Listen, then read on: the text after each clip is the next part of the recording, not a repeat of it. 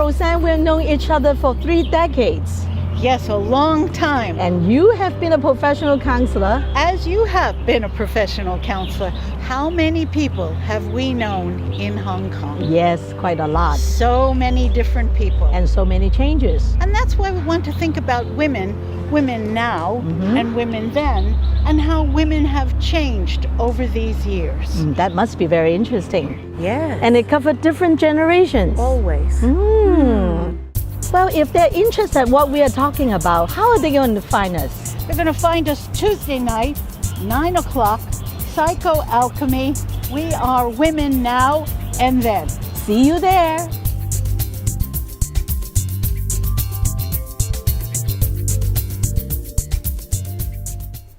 Hello, everyone. Welcome to Women Now and Then. I'm Rosann, and this is Dorothy. Hi, everybody. One of the first things you might notice is the difference in our ages. Not that much of a difference. And that's a good way to start. We're each mature women, and we're both very experienced counselors. I want to introduce Dorothy Wong. Well, actually, when she said there's an age difference, I don't see that much a difference. Well, one thing very interesting about both of us, we know each other for 30 years. And as I was preparing this show, I was recalling a lot of our meetings. And when I met Rosann 3 decades ago, 3 decades. yeah, yes. I just came back from the States. And Yes. I have such big hope about doing counseling in Hong Kong. Oh, she did. It was a class at Hong Kong University, and we were doing something about women's development. Yes. Because we're always doing something about women's development. Yeah. And at the end of class, Dorothy said, "Oh, we can talk about this, or do you have a question about that?" So we rode down the elevator, or the lift, as you prefer, together, and she said, "How about my car?" And I looked around, and all I saw were taxis. And Dorothy said, "We could take any taxi. Where would you like to go?" And that began the friendship of exploring. There's a generation or so between us of years. And there's also, the fact is, Dorothy is Chinese. And you are American. Italian American. And you just wonder, how could these people end up in Hong Kong, become friends, and be useful to our families? Yes. Be true to ourselves Yeah, for the definitely. most part. And maybe do a little bit to make the world a better place. Yes. I think so. Counseling is such an interesting profession. You may wonder why we're here. Okay? We're going to do a season, set of programs, maybe a dozen or so, about women now and then. And you can interpret now, and you can also interpret then. We'll flip back and forth over the time periods, because we're mostly interested in you, the individual viewer. How do you see yourself? What is your now? What is your then? When we think about ourselves, we think about our own identity. Yes. And true enough, identity is our first topic for this season. So we're going to begin with identity. And just to let you know generally where we're going, we go from identity to health, which brings us to looking at our marvelous female bodies. Oh, female bodies are so complex. I totally agree. And Marvelous body. Marvelous body. So we're going to talk about health. We're going to talk about bodies, how we feel about health, how we feel about bodies. And there's so many parts to the health of women's bodies. Well, now that's going to be a whole section by itself. But after identity and health, then we move on to finances. Yes. Well, money makes the world turn around. Well, and you can't do much on this planet without some money. No matter whether you're 20 or 40 or 60 or 80, women still need more money than they have. And that's one of the things we're going to be debating when we talk about women and money. So it's identity, health in your bodies, money, and the last topic is Relationships. Yes. Relationships are woven through our lives. Who you are, Maybe it depends on your friends. Oh no, said someone, it depends on your family. You can't change who you are because so you see how relationships runs through. Where do you get your money from? How do you account for your health? What did you inherit? We're going to use relationships to pull things together, but we're starting with identity. Now, Dorothy, if someone asks you who you are, what would you say? Well, that's a good question. I think I have been asking this same question over and over again ever since I was maybe 8 or 9.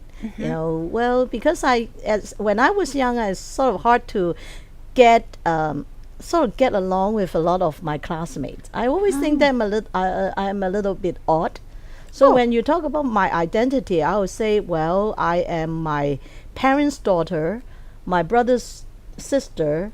I am one of the Mary Norders as a schoolmate, but somehow I really think I don't know who I am, because a lot of time I'm just playing a role, right? But then, you know, this adolescent, all these teenagers, rebellious years, so a lot of identity crisis. Yeah. And I think I'm lucky because my family decided to send me overseas. Your right? family decided. Oh, definitely. my goodness. Okay. Oh, actually, maybe it's my examination results at that time decide my destiny, because at that time in Hong Kong there are only maybe 2 universities then. That's right. Right, Chinese That's right. University and Hong Kong universities, and my grades were so bad there's no way I can get into either one.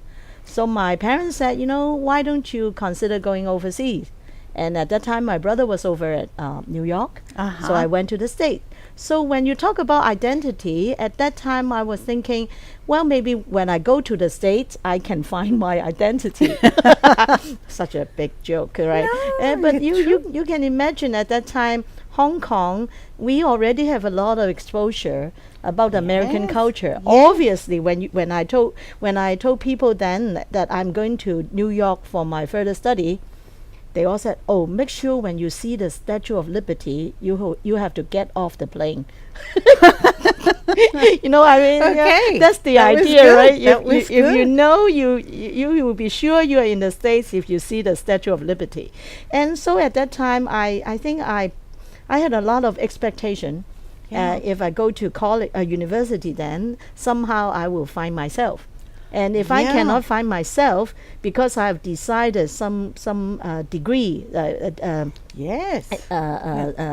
that I need to put my 4 years of time. So somehow that will decide on my identity.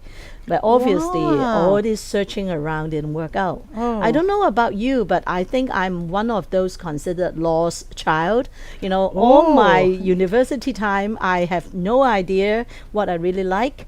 I think is still searching, and Fortunately, still searching. still searching. And luckily, my father was very generous. Even though I failed to find my identity in 4 years' time, he gave me another 2 years, so I had my master degree. Thinking by getting a master degree, I will know what I want, who I really am. Dorothy, Right. that is so fascinating. So, in about 25 years, 2.5 decades, other people were forming who you would become, and sometimes we don't recognize that.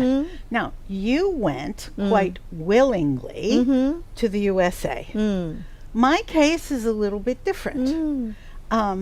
I always knew I was going to be a teacher. I was just bossy enough or organized enough or with people enough. You know, the Girl Scout patrol leader eventually became a teacher. No, you are a helper in your blood. You're a giver in it. So I went through secondary school and into university, and it was teacher education. I was going to do that, and then straight on to graduate school with a lot of good luck with scholarships. But I was a decade older than you when my chance came to come to Hong Kong. Oh. So there I was. I had been working for 7 years. I'd been teaching at New York University. And there came a chance to come to Hong Kong. It was supposed to be for 6 weeks. What happened? You lost your passport? 6 weeks, and my mother cried. I was going to the end of the earth. You know, it just looked like opposite on the globe. New York, Hong Kong was a faraway place. And I said, I'll be back in 6 weeks. Well, it's been 40-some years. Oh, my goodness. So Hong Kong was enchanting for me. Yes. Absolutely. Yes. But you are from New Jersey? I'm from New Jersey. You're from yes. New Jersey. New York, New Jersey. I'm still a Jersey girl. I mean, usually I'm organized and logical. But if you touch my children, that Jersey girl comes through. What some people call the mother bear syndrome. You know? So we must talk about all parts of identity. Yes. But that's interesting how you got to the States when you had some guidance from your folks. I came to Hong Kong quite willingly when I was around 30 years old. I see. But you know, I suddenly realized maybe that's the major difference between East and West. Yes. At my time, definitely. I think even though I'm from American secondary school, the Maryknoll is a very American system, but still, as a Chinese daughter, we have a tendency to just not obeying our parents, but somehow we respect our parents' suggestions. So somehow it's like, I'm not saying they decide on our destiny, but we always respect what our parents suggest to us. But I can imagine by the time you are 20, not just because you are born to be a teacher, you are more independent. Whereas I would see it as a Chinese girl, a Chinese daughter, we tend to be more obedient. It's pretty hard for us to say, oh, I want to quit school, I want to go somewhere, try something out. So we usually, after high school, secondary school in Hong Kong, if we can afford to go to university, we usually follow our parents' instructions, at least for the first degree. Meaning the whole college, university time, we will still act accordingly. Whereas when I went to United States, in my case it's New York, I met my roommates, I met a lot of American. Actually, a lot of them were already very independent when they were like 14, 15 years old, right? Actually, their family background might be pretty good, but they can still go to deliver pizza, newspaper, or whatever. They make their own living. So when they go to college, then they're already very independent. They know what they want. Whereas, you know, I just walk around, have no idea what I want. And the good thing about American system, for the first 2 years, you can still look around, right? You don't need to commit yourself to any majors until your junior year, right? But to a lot of American I met then, they seem to more, how do I say, more determined, or maybe have had a better idea what they want. And so I don't know, is it, well, remember, cultural your difference? identity is you, your family, but also the time, the setting. Now, what you say, I'm sure, is absolutely true for you in your case. What about now, then and now? When students from Hong Kong go off to the United States, Australia, UK, Hong Kong students travel. Do you think the same is true? Are they deciding, or their parents? What do you think's going on now with girls who are about 20 years old? Oh, okay, good question.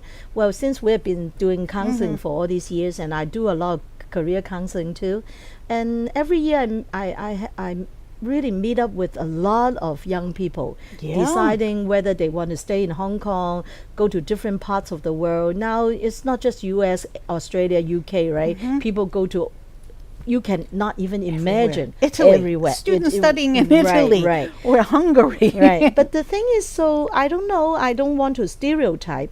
Maybe Hong Kong becomes more affluent. People have more money these days. That's true. So a lot of people now have the opportunity to go overseas. So it's not just the slightly well off or the middle upper class people. A lot of people can afford to go. And the thing is, I see this common scenario. a lot of young kids have no idea where they are going.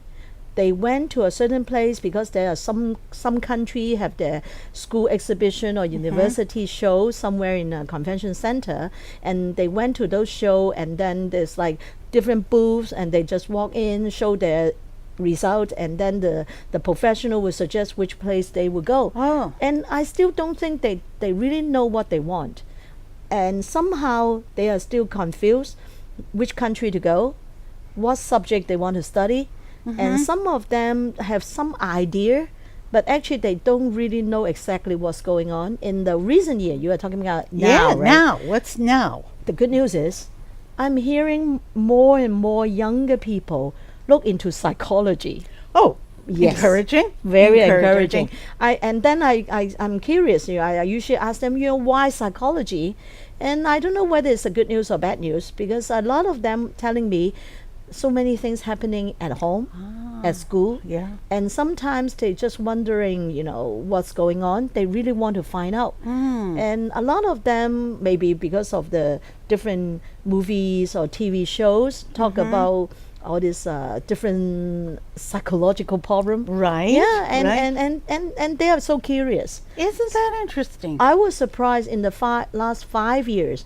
I would say more young people are looking into psychology, and a lot of them have a fancy, because of the CSI syndrome. Oh, yes. A lot of them are Yes. really into criminology. Actually, yeah. Yes. And yes. I said, are you sure? And, oh, yeah, I'm really into it. I'm very curious in finding out all those psychopaths. Why are they doing Oh, this? yeah. Too much, Yeah. maybe movie or Isn't soap that opera in something? mind. Isn't that something? Well, let me take this with a little bit of contrast. Your deal, if we're talking mostly about when you were about 20 and who you see now. Okay, I want to switch to when I was about 30, I just came here. Now, one of the groups of people or individuals I see, but there are many of them, women who are about 30 who've had what is a pretty much Western education. They're from the States, Canada, Australia. Okay, a typical case. Rosann, I don't know why I'm really here. So I say to the young woman, okay, well, tell me what's going on in your life. Well, that's just it. I have this career. I'm making my own money. I'm so glad I'm here in Hong Kong. I did this and this and this, and I'm going, and, well, I want to tell you, for the past 3 years, I've been living with this guy. He's just been offered a job in KL or Bangkok or Sydney, somewhere far away from here. I go, and? She said, well, he didn't really ask me, do I want to go with him? He hasn't talked at all about marriage. So what's a girl like me supposed to do when I'll be 30 this summer? I thought girls were supposed to get married and have children. And I have a career. I can make my own money. I know that. But what happened to the whole idea of getting married before you were 30? Now it's making money before you're 30. So I said, yes. And she said, well, do you know about this whole question of eggs ripening and women getting pregnant? I said, yeah. She said, well, from your understanding, when is the best time to have a baby? And I, just about where you are now, but another 5 years would be okay. But shouldn't I be married? Now, Dorothy, isn't that a challenging question? Is her identity, she's 30, Yes. is her identity around her career? Is her identity around, well, this guy, I've been living with him. Do I love him enough to marry him? Should I marry him? Yep, yep. Have you had any of the cases of this 20 to 30 career and love, how does it work? Well, What confuses women? Oh, definitely it's a very difficult choice. Very Yeah, complicated. especially if you finish college, university when you are 21, 22. And at my time, have a first degree is good enough. But now you can see people might need more than one degree, right? Yes. You need a master degree then. So by the time you graduate, it's already 23. Yeah. So you go to find your a good career, then you start a career. By the time you are 30, 28, 29, 30, you should reach a middle management role or maybe See, you have a supervisor, right? prescription, yes. Right. So you can see if you reach that age, and then you come into a split. You have to decide whether you want to sacrifice your development or in career, or you want to sacrifice your relationship with this man. That is indeed a dilemma. And I think my time is quite obvious. A lot of my girlfriends will go for the relationship because to us, a lot of them, wow, 30 is too old at my age. But now a lot of women will say, well, I'll wait. I still can have a baby when I'm 35. I might not be willing to sacrifice my career. You see why we chose identity as the first topic. It intertwines with, shall you have a career? Do you make your own money? What do your parents want you to do? What do you want to do? And we've just gotten to about age 30. Yes. Very complicated time for women.